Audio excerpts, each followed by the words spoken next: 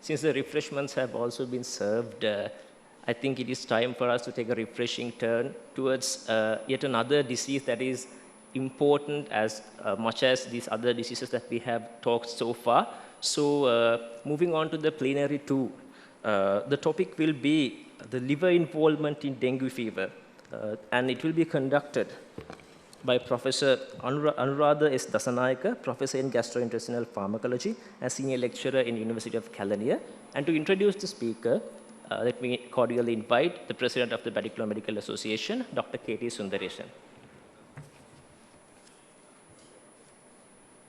It's a real privilege for me to introduce my teacher, and we have a long. My teacher, Professor Anuradha Dasanayaka. He's a consultant physician. He's a professor in pharmacology and a consultant physician, Faculty of Medicine, University of Kelaniya. And Professor Anuradha Dasanayaka is a specialist physician with an interest in liver disease. He is currently a professor in the Department of Pharmacology, Faculty of Medicine, University of Kelaniya. He graduated from the Faculty of Medicine, University of Colombo. He had his training in hepatology at the North Colombo Teaching Hospital, Ragama, and in liver transplantation from the Liver Transplant Unit, Royal Free Hospital in London. He is a member of the North Colombo Liver Transplant Team and Colombo North Center for Liver Disease. He is an executive committee member of the South Asian Association for the Study of the Liver. His main research interest in non-alcoholic fatty liver disease and liver transplantation. Professor Anuradha has over 60 publications in national and international journals and presented more than 100 abstracts in national and international meetings. So this is a very important topic, the liver involvement in dengue fever. There are several occasions, Professor Anuradha, my teacher, has helped me in managing patients with liver disease when it comes to dengue. We have very different management plan.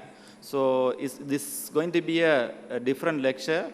And this kind of a management, I think no one can talk other than Professor Anuradha. Sir, over to you. Thank you, Sundaresan. Can you see my screen? We can see the slides. Okay, right. Okay. Make it full screen.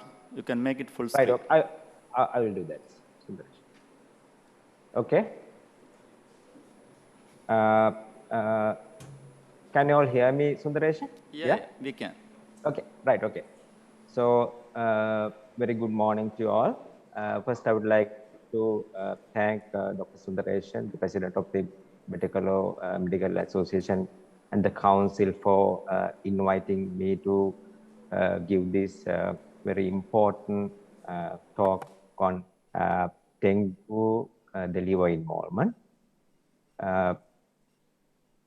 Okay, so objective this morning would be to emphasize liver failure as the predominant cause of death in dengue nowadays, and we discuss possible mechanisms of liver injury in dengue and how liver damage could contribute to fluid leaking. So up to now, we all think of increased permeability, but no one is talking about the contribution by the liver for the leaking, and prompt diagnosis and aggressive management of liver damage in dengue, and how to detect liver ischemia early, and the principles of managing liver ischemia, because although we don't use that in the current management plan of dengue, we have a lot of knowledge about managing ischemic liver injury, especially following transplantation, and possible preventive measures against ischemic liver injury in dengue. So pathogenesis has been described nicely by Seniguratna and others many years ago. And there are three main mechanisms. One is the direct liver injury, then the cytokine and other immunogenic activities affecting the hepatocyte and Kupffer cells, but we are very familiar with the cytokine storm after the COVID pandemic. And finally, circulatory failure, finally leading to ischemic liver injury. So all in all, dengue hepatitis is a very unique liver illness. We don't have any other similar illness in hepatology. And it's a very strange liver illness because in other forms of ischemia, it's usually the kidney and the brain which is affected first. But unfortunately, this has not been studied in detail. Why? Because we don't see dengue fever in countries where there are very advanced liver units.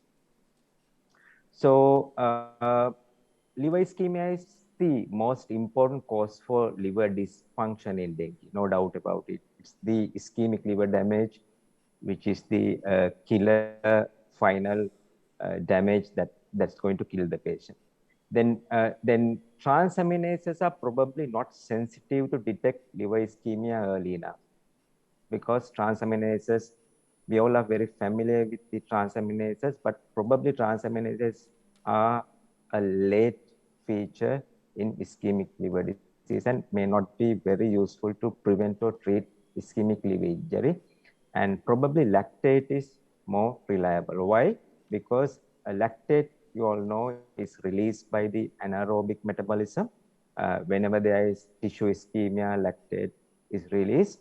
And on the other hand, lactate is predominantly removed by the liver. So if there is any excessive lactate production, and if there is any pathology, whether it is hypotension or ischemia to the liver or any liver dysfunction, lactate starts rising immediately. I will give you two examples in these two tables.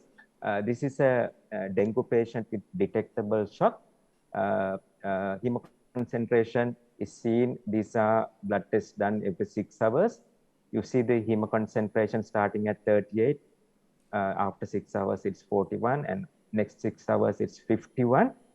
And see the transaminase changing from, say, SGOT, which is more important, starting from 380 to 3,800 after, say, 12 hours from the first reading. And but the lactate, which is 3, even when the transaminases are not elevated significantly. So this is an example from transplantation where lactate levels are extensively used to detect the function of the transplanted liver. So you will see very clearly that lactate levels start going down from the beginning, from 2.7 to 2.4 and 2 to then 1.6, which is near normal. But at the same time, and transaminases are still going up. So if you think that because the transaminases are going up, the transplanted liver is not functioning, it's wrong, because lactate levels are going down. What it means is that the transplanted liver is functioning. So you are not very worried about this rise of transaminases. So the first lesson that we are going to learn today is that lactate level is a better and reliable indicator of liver function than transaminases. And this may be very useful in managing liver damage in dengue fever. So the paradigm shift or the change of thinking pattern on the involvement of the liver in severe dengue started way back in 2013 with this publication from Thailand, where this physician showed that there is significant change of the liver perfusion. Now, in the top graph, the photo, you see a blue area in the portal vein, and the lower down picture, you see a red area. So the liver blood flow has completely reversed. This is what you see in patients with cirrhosis of the liver when there is extreme portal hypertension. So this probably led to series of investigations looking into the liver blood flow in dengue. Now, to learn this, you have to know about the liver microcirculation, where this is the liver lobule, where you see the liver sinusoid lined by the sinusoidal endothelial cell, and then the space of design lining the hepatocyte. This is a microscopic view where hepatocytes are lined by the endothelial cell of the sinusoid. Endothelial lining consists of sinusoidal endothelial cell. Then all others are immune cells like Kupffer cells and other immune cells. So what happens in dengue is that the cytokine storm, the direct viral effect, and the other immunogenic mechanisms start damaging this endothelial cell. So in patients who died following dengue, at the autopsy, when you do the various tests, you could detect the virus itself from these cells. And then with the damage of the sinusoidal endothelial cell, there's extreme inflammation in the area, just obstructing the sinusoidal lumen, preventing the blood flow from the portal vein into the liver. So the end result is the back pressure leading to portal hypertension, leading to assisting to leaking, and on the liver side, ischemia to the hepatocytes. So this is called the disturbance in the microcirculation. We all know about the disturbances of microcirculation that can occur in various illnesses, especially in dengue, but this is the real pathogenesis behind it. And what happens is that with the increased portal pressure, you can detect the raised portal pressure in dengue fever early in the illness, and in patients who are leaking, before the appearance of the gallbladder wall edema, you should be able to identify the reversal of the, or even the impedance of the flow of the portal vein. That's why you see in dengue fever, almost all the complications are associated, are detected or seen in the area supplied by the portal vein, whether there is upper GI bleeding or whether there is splenomegaly and rapid drop of platelets, gallbladder wall edema. Gallbladder wall edema is the portal hypertension of the gallbladder wall. So then leaking, it is ascites and right-sided pleural effusion. All these are related to the portal vein circulation, and all this starts with the increased portal pressure. It's just like ascites, and then it's due to the inflammation of the sinusoidal endothelium itself. So then about 2 years ago, this study came from Chennai, where they investigated about 100 patients with dengue fever, and where they showed that even more than looking for gallbladder wall edema or the platelet count or the hemoconcentration, portal vein Doppler features like portal vein velocity and the portal vein diameter and other parameters could be even more sensitive than the current parameters that we look for to detect leaking early. So what they say is that you should be able to detect portal vein blood flow changes even before you detect gallbladder wall edema. So in the future, the studies should be based on looking into these additional information that we can collect from these new thinking about the pathogenesis starting from the liver.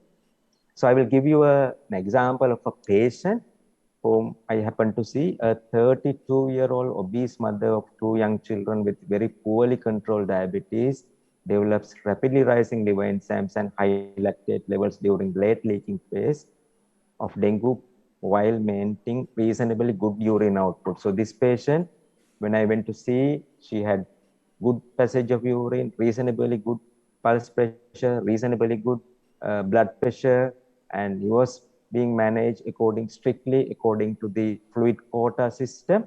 But unfortunately, while on this regime, the liver enzymes jumped up to 20,000 and she succumbed to multi-organ with dengue with multi-organ failure, which is the end result of acute liver failure. So usually anyone who develops acute liver failure soon will develop multi-organ dysfunction as a result of acute liver failure.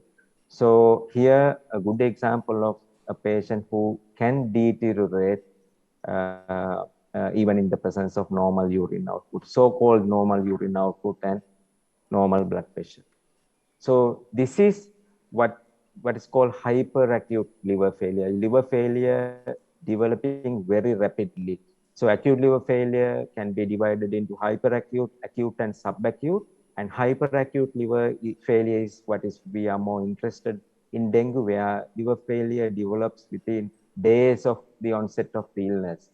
And good thing that we can take from this table is that the prognosis is much better than the other forms of liver failure. But you will not see jaundice, but we will see coagulopathy, we will see a lot of bleeding.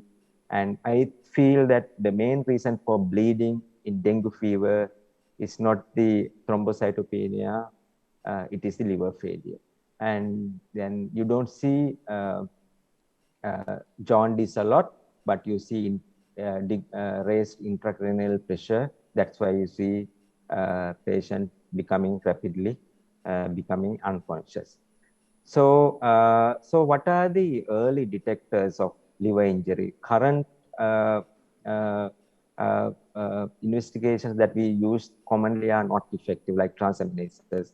So clinical features, because we don't have a good parameter, we should go for clinical, the right hypochondrial pain, the gastric pain, unexplained tachycardia in the absence of fever, persistent vomiting and restlessness. All this should point towards liver involvement.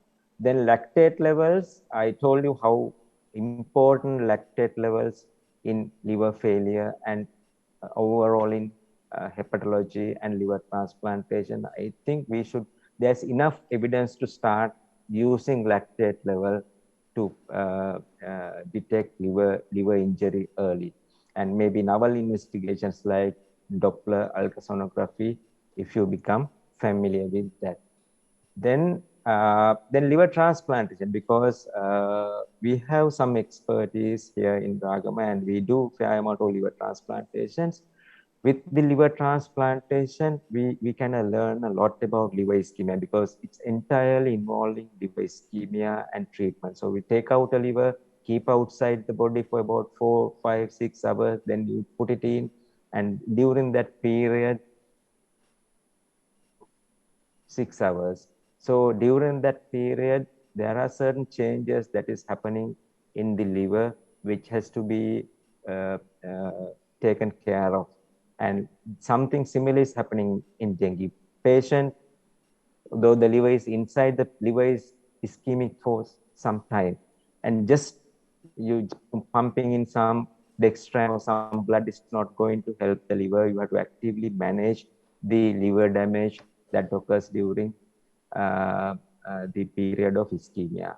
So what can we learn from liver transplantation? Liver has great regeneration capacity. Even if the liver is ischemic and there's damage, liver has the potential to regrow. And there are high-risk livers, like in COVID, a fatty liver is a high-risk liver, unlikely to perform as well as a non-fatty liver following ischemia. And there's something called ischemia reperfusion injury. Then that's what exactly happens with ischemia and reperfuse. There's some immunological change and inflammation in the liver. You have to detect it and manage it. You just can't pump in some blood and wait. And that is called reperfusion syndrome. It's a massive area. Unless you learn them quite well, it will be very difficult to improve the mortality from liver failure in dengue. And also you have to, the use of lactate as a marker of good liver perfusion and function.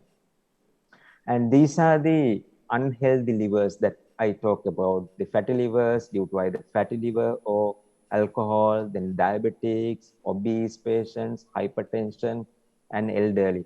You will never be able to manage a 50-year-old obese diabetic with dengue shock like you manage a 20-year-old lean, healthy, young child. You will never be able to manage in a similar way. So there should be a risk stratification that has not been addressed up to now. So that may be why you see a lot of deaths in the adults. I heard fact recently in a seminar. Yes, I agree. I think that's why we are seeing a lot of adult death nowadays, and it has changed from childhood deaths to adult deaths following the fluid regime. That's a major advance. But now I think we have to look beyond the fluid regime if you want to reduce the mortality further. So see these patients in the ward, be extra careful in managing them.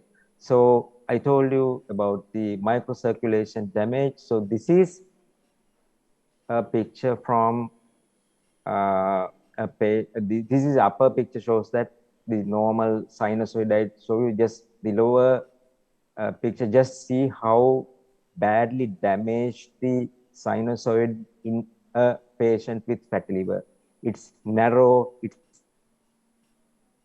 space to expand during inflammation. That's exactly why a patient with dengue liver or dengue hepatitis who has a fatty liver perform really poorly following the inflammation. So this picture shows you exactly what happens during.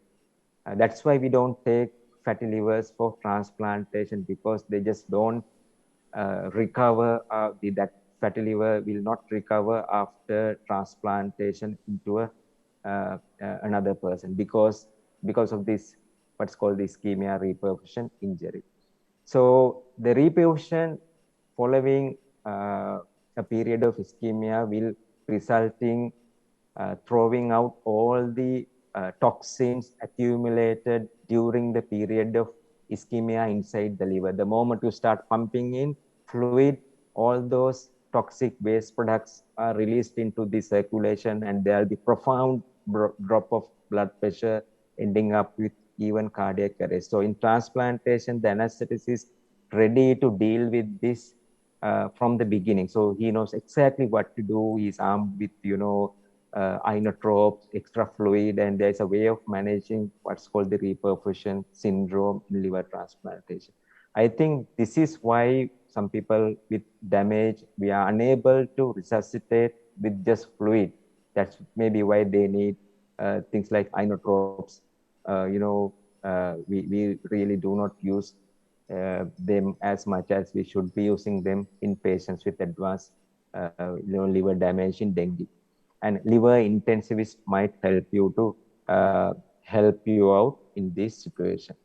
So if you detect liver failure, if the patient evades everything you do and reaches liver failure, then you have properly and start treating liver failure. So when do you diagnose liver failure? To diagnose liver failure, you should have coagulopathy, high INR of more than 1.5. So you should have a good reliable lab to detect a good reading on INR. So good lab will give you the INR correctly. Then if it is more than 1.5 and any grade of hepatic encephalopathy will diagnose hepatic encephalopathy, will diagnose acute liver failure, and essential to diagnose acute liver failure. So in acute liver failure, what you should be doing is to, the liver has a regeneration capacity. But if you have all these toxic products like lactates, ammonia, then immune complexes, all should be removed to people to by various methods to allow the liver to regenerate. Now, this is probably the best case series from India.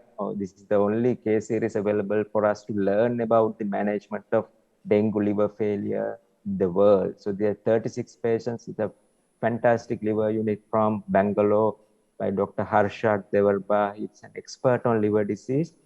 And in his paper, in that big hospital, University Hospital, 10,000 dengue patients, 36 develop liver failure, and the infection rate is 0.35%. Of that, 58% die.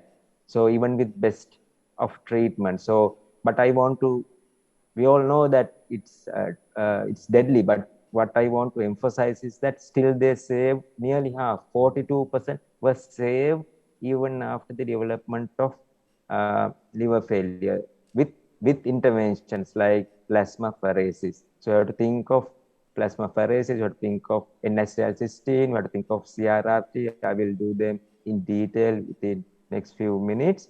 But in this study, they concluded that lactate level at admission was a significant determinant of the outcome. So don't be afraid to do lactate levels in patients who are very ill with dengue fever.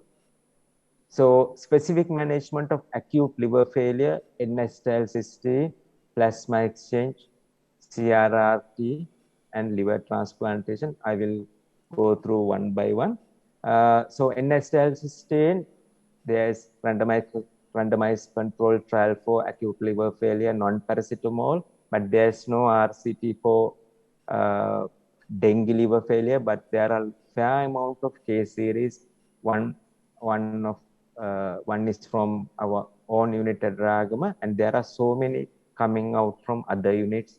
And it's a safe drug, it's an antioxidant, and it has anti-inflammatory effects and vasodilated properties. So you should not be afraid to use N-acetylcysteine. Then therapeutic plasma exchange, what it does is removes all the immune complexes, ammonia, all the waste products for some time, say 3 days, 5 days, for the liver to take time and start regenerating, because the liver will not regenerate while these toxins are inside the body. So remove all the immune complexes, ammonia, and other waste products, and allow the liver to some time to regenerate, and the liver will regenerate even if you don't do anything. Just remove the toxins and be not scared to intervene in these very ill patients. So RCTs have proven that therapeutic plasma exchange is extremely important and should be started early. And there is high volume and low volume, and even the low volume therapeutic plasma exchange is effective. And there are so many case reports, and the WHO zero guidelines recommend therapeutic plasma exchange in dengue liver failure. Then CRRT, people are scared to do CRRT in patients without any liver involvement, but there's very clear indications to do CRRT. The mechanism is the same, and these are the non-kidney indications: arterial serum ammonia more than 150, cerebral edema, volume overload, and oliguria. Even if creatinine is normal, oliguria with adequate fluid replacement. So think of some people, some units do this combined therapeutic plasma exchange with CRRT. So don't be afraid to take treatment decisions, and look for new advances and start using them. And if you don't do anything, liver failure patients will not survive. So you have to do something for which there is good evidence, right? So this is a case report from Peradeniya after saving a patient with acute liver failure from dengue with CRRT. This is from US, so on the similar topic, right? So then liver transplantation, can we do liver transplant in dengue? You know how critically ill they are. But the good news is that in Canada, they have done a transplantation for dengue liver failure from a patient from the Caribbean. They have done a liver transplantation for dengue fever. So all this time, why it was not done? That's because usually you don't do liver transplantation for secondary liver failures. It has to be a primary assault in the liver by like hepatitis A, drug-induced liver injury, like terminal Wilson's. So the primary assault should be in the liver. Now, all this time, people were under the impression that liver failure was due to hypovolemic shock.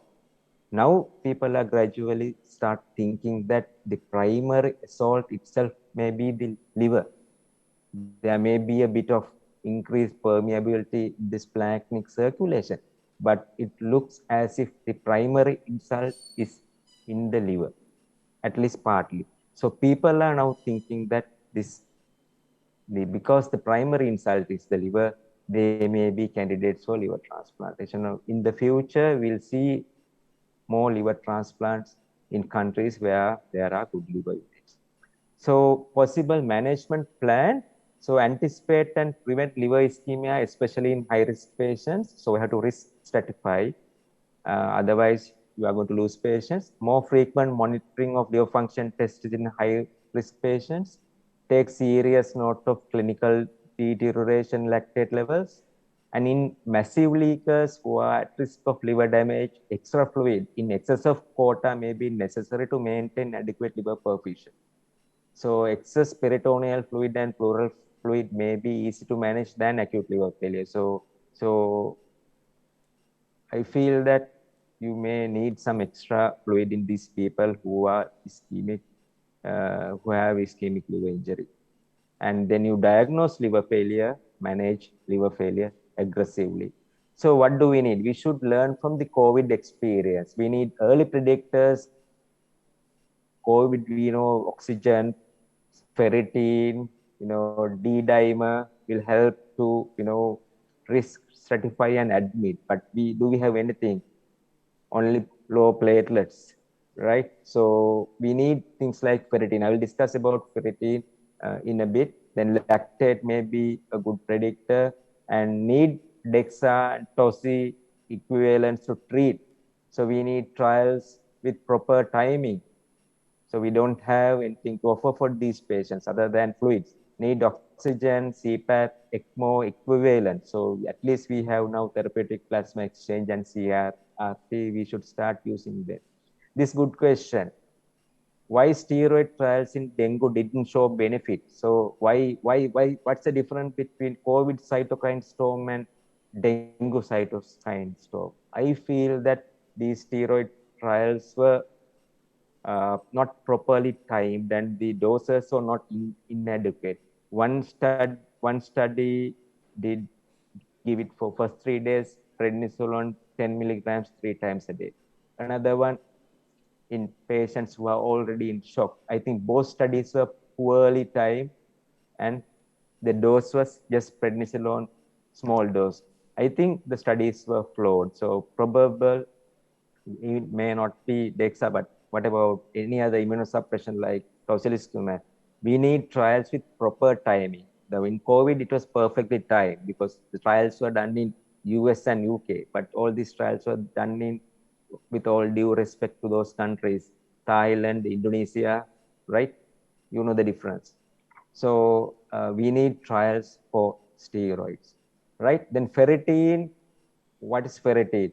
It's a marker of immune activation. It's a marker of liver inflammation. Maybe tailor-made good predictor for severity of the illness in addition to its role in HPS, hemophagocytic syndrome. So maybe really worth doing it third, fourth day. And if it is sky high, then you can predict impending leaking early. So finally, there's something you can, rely really hopeful regarding the future of dengue. So this Wolbachia project from Indonesia. This is New England Journal of Medicine this year, few months ago. amazing breakthrough in fighting dengue is taking flight. So none other than Bill Gates is involved in the project and looks very positive. So at least we have some hope regarding dengue. To summarize, ladies and gentlemen, Chairman sir, evidence to believe that there's so much more than to increase capillary permeability in the pathogenesis of severe dengue. That may be why we can't reduce the mortality any further with the fluid regime. Fatal dengue appears to be predominantly liver disease. So think of liver damage. In severe dengue, the liver may be ischemic even without obvious hypovolemia. So liver can get hit without shock. Serum ferritin and Doppler studies of portal vein may predict severe dengue earlier than hemoconcentration or gallbladder wall edema. It may be ferritin first, then portal vein blood flow, then gallbladder wall edema, then hemoconcentration, then leaking, hemoconcentration. So our primary, investigation method, the PCV may be the last thing to rise in it. There may be so many things happening before the PCV rise. Liver may be already necrosed by the time we detect massive increase of transaminases. Absolutely useless. When you see 20,000, liver was dead for about 48 hours. Getting an ischemic liver back to function needs a lot of skill and effort. So need to know about ischemia, reperfusion injury. You have to talk to an intensivist and see how they manage it. Healthy liver has the potential to regenerate even after massive necrosis. So liver has the capacity the only liver has this capacity, and you have to use it and try to remove the cytokines and the toxins by plasmapheresis and CRRT. Don't be afraid to do those. So plasma exchange and CRRT are the new addition to the treatment options of acute liver failure and appears to be useful in dengue liver failure as well. Thank you very much for your kind attention.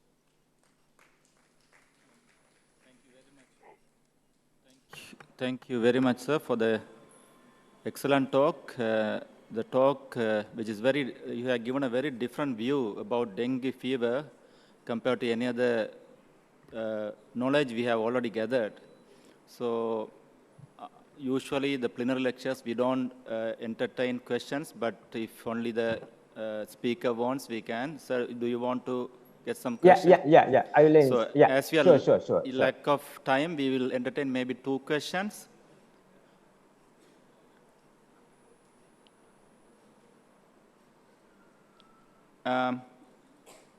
When it comes to now, I have seen there are many who do give fresh blood when there's elevated liver enzymes.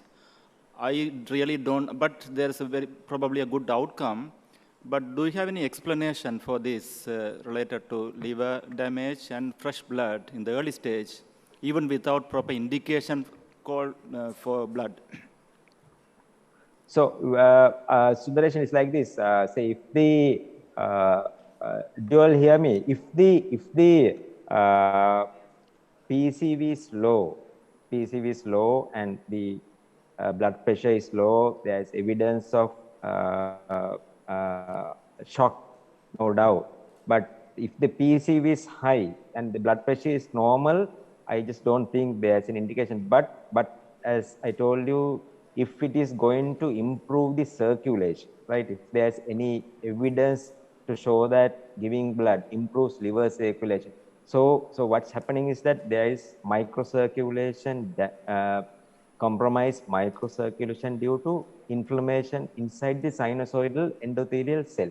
So by giving blood, like giving dextran, blood may be even better than dextran in pushing some blood through those sinusoids into the hepatocyte.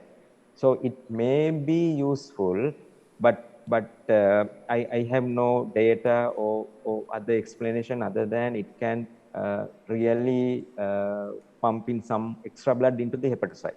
It may be working, but I don't have evidence to say. Okay. There's another question from the chat box.